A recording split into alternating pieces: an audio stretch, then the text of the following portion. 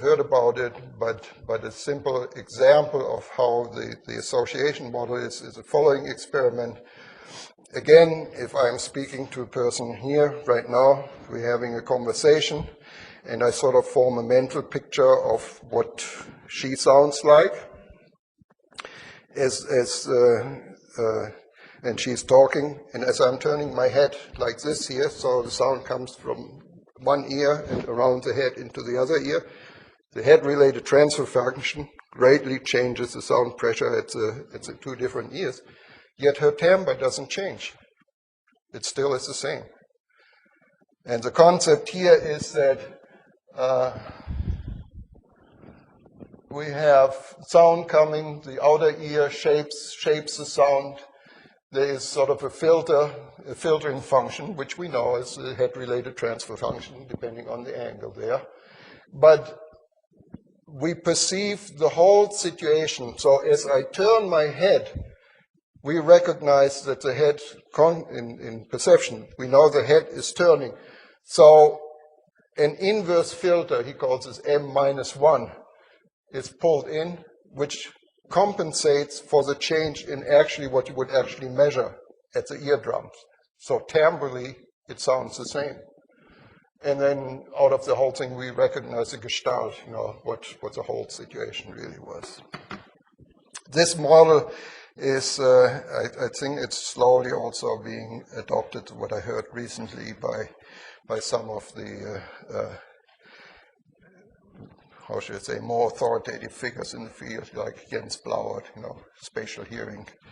He is finally also apparently saying that, this type of model is necessary to explain certain phenomena in hearing. Okay, so enough of that. And let me sum up what I've said here so far. Basically, that it is with two-channel playback in a normal living space, we can provide an experience that is fully satisfying, where the loudspeakers in the room disappear and the illusion of listening into a different space takes over. And I think if you experience this, it just sounds very natural and very accurate. But you have to have the right loudspeakers. And so let me talk just a few words about the loudspeakers. Here I said omnidirectional and dipole. And what does it take to build, for instance, an omnidirectional loudspeaker? Basically, it has to do with the size. Here's a graph. Horizontal axis is frequency, vertical axis is millimeter, from 001 to 1,000 millimeters, 1 meter. And you have to, as a rule of thumb, don't quote me here on preciseness, but leave the diameter of, say, here's a box loudspeaker with a piston. The diameter of this piston should be less than a quarter wavelengths. Okay, that's so that this source here can radiate omnidirectional and not start beaming. If we draw the distance for a quarter wavelengths, it's this line here, which would be a meter at 85 hertz, or translate to 4.2 millimeter at 20 kilohertz. So if I use the 12-inch driver, which has an effective diameter of 240 millimeter, I can use it, say, up to 200 hertz and stay below this quarter wavelengths line there.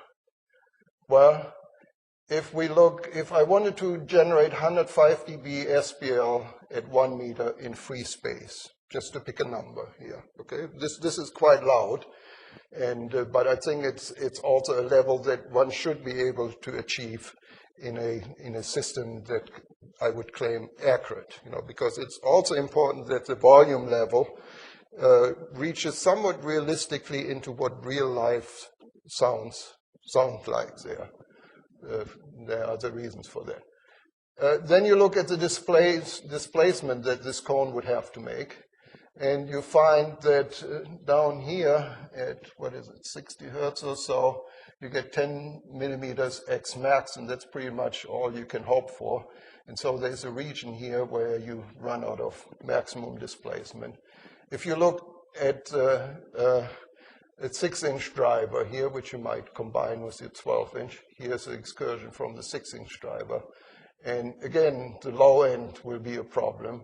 And when you look at the tweeter, here's a 1-inch tweeter, nominal 1-inch tweeter, 30 millimeter effective diameter.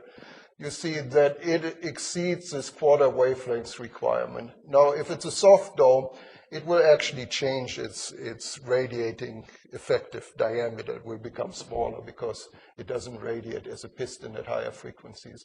But you can see that it's difficult to build a small enough driver for very high frequencies. And again, X max becomes a problem at the low end. The box, of course, itself, certainly the frontal area here has to be also small compared to the quarter wavelength.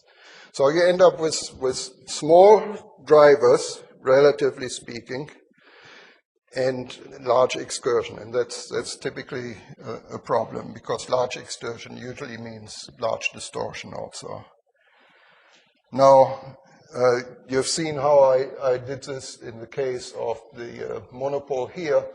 Here's the 5-inch driver crossed over at 100 kilohertz to the tweeter. And this box, this is the interesting thing. It's a pipe. Okay, you see it here. It's just a piece of PVC pipe. It's closed at the end, so it resonates like an organ pipe. There's very predictable resonances. But as it turns out, if you provide stuffing in there, if you choose just the right amount and distribution in there, you can actually build a very good termination to the wave that radiates from the back of the cone down here, gets reflected, comes back up here, comes back out the cone again, right? To the point where this wave, this rearward wave, as it goes back and comes out again, is 40 dB down from compared to the direct sound. And again, with the tone burst measurements, you can measure this very nicely, because the reflected wave has taken longer time, so I can look at the direct signal and the reflected signal and measure the amplitude difference between the two there. 40 dB return loss, to anyone who is into microwaves or transmission line, that's a pretty decent return loss, and it's a 1% reflection factor. That's not too shabby.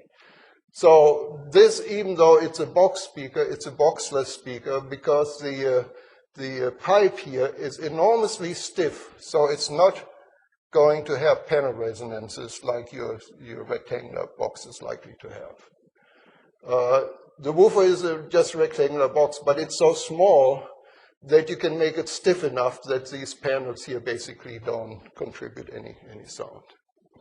And the tweeter I pointed out earlier, eventually it becomes forward directional, but it goes down to 1 kilohertz, and you don't find that many tweeters that can go down to such low frequency, you have large enough cursion. Now the dipole here, the requirements are different for a dipole. Again, a similar graph. Dipole you can build just as a piston in a flat baffle here. And then you have to be careful. The rear wave here is out of phase with the front wave. And when this pass here becomes half a wavelength, then you get cancellation between the front wave. If it's a half wavelength, you get addition. But once it's a wavelength here, then you get cancellation. So just order of magnitude speaking, this distance should be less than a wavelength. And here you have, on the graph, you see that. You can also build the dipole in form of an H frame. Here is, again, the piston. And we increase the pass length like this around. And this pass length should be less than half wavelengths. Why is this half wavelengths when this here is 1 wavelength? Well, what happens is you have basically a waveguide, acoustic waveguide, and here you have an opening of the waveguide, and you get a reflection because there's an impedance mismatch here. So you set up a quarter wavelength resonance, and that pretty much limits the upper frequency end of this type of arrangement. Okay, that's a problem with this one here. Okay. Now, there's also a third way to build a source that has uniform polar response, and that's the